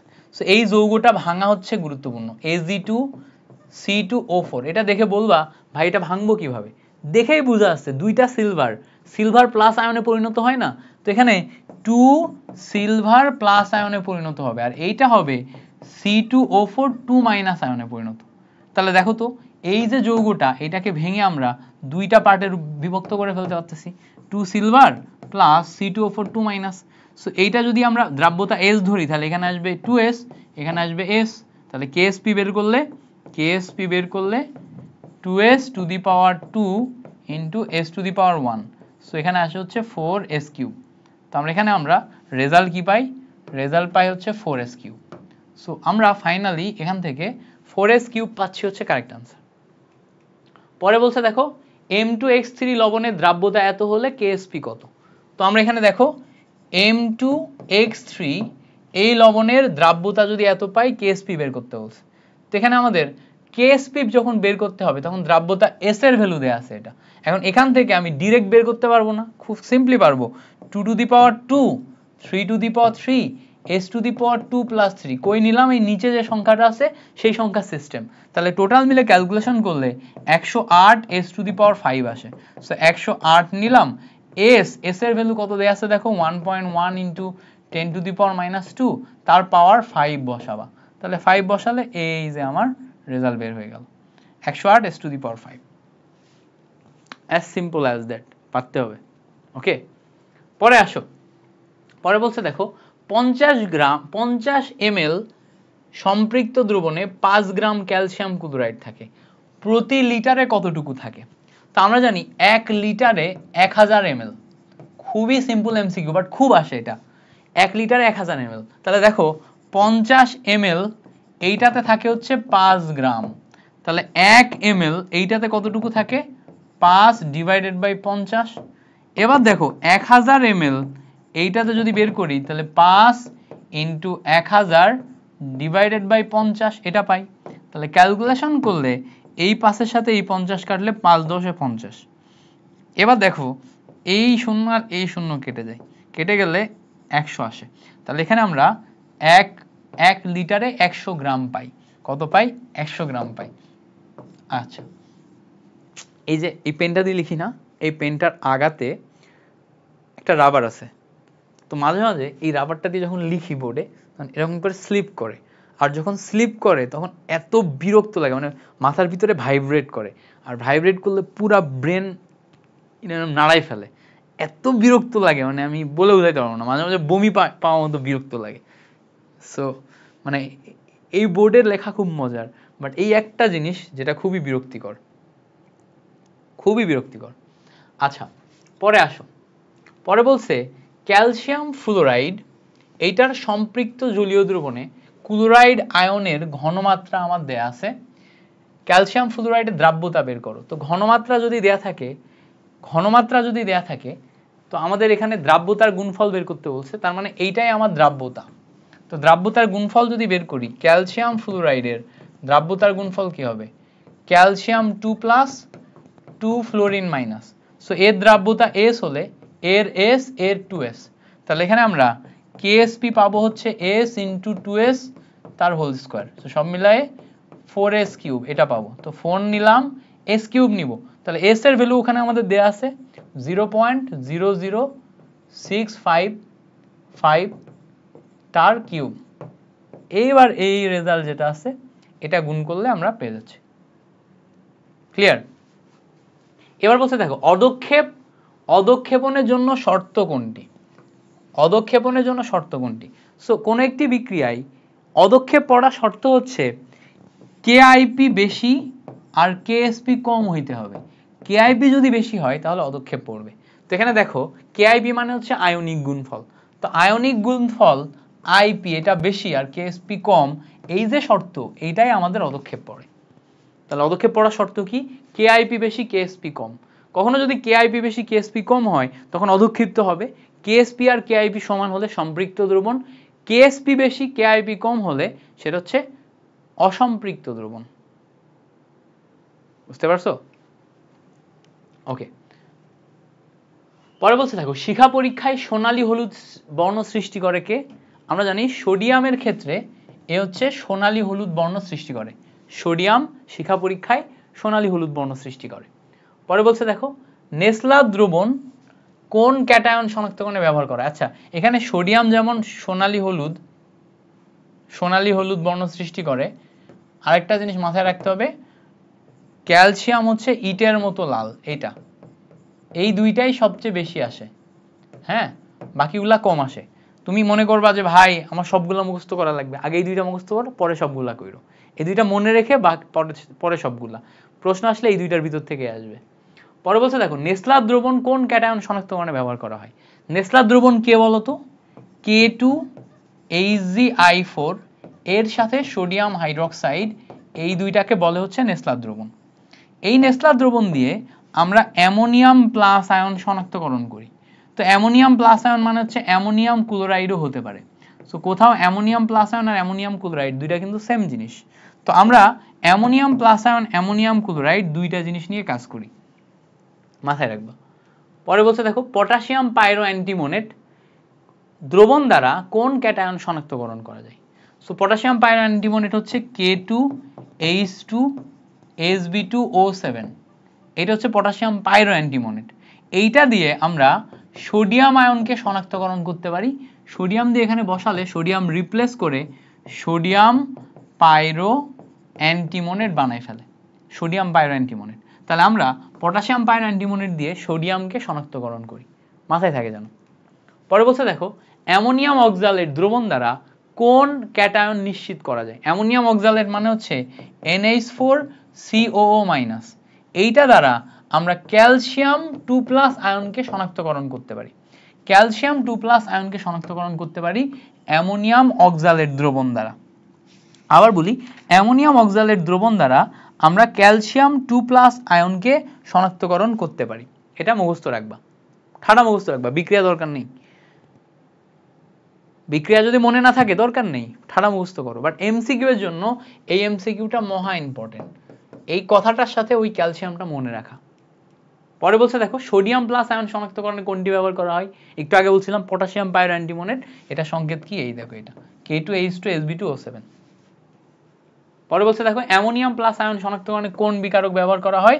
নেসলার বিকারক বা নেসলার দ্রবণ। নেসলার দ্রবণের সংকেত পড়াইছি K2HgI4 প্লাস পটাশিয়াম হাইড্রোক্সাইড। ওকে, সো টোটাল মিলে আমাদের এই চ্যাপ্টারে 85টা এমসিকিউ ছিল। আমার এইটার এন্ডিং স্লাইডটা অ্যাড করা নেই। সো এইটার মাধ্যমে আমরা টোটাল ক্লাসটা শেষ করে ফেললাম। আশা করছি টোটাল ক্লাসটা তুমি খুব ভালো মতো বুঝতে পারছো, টোটাল ক্লাসটা ভালো মতো শেষ করতে পারছো।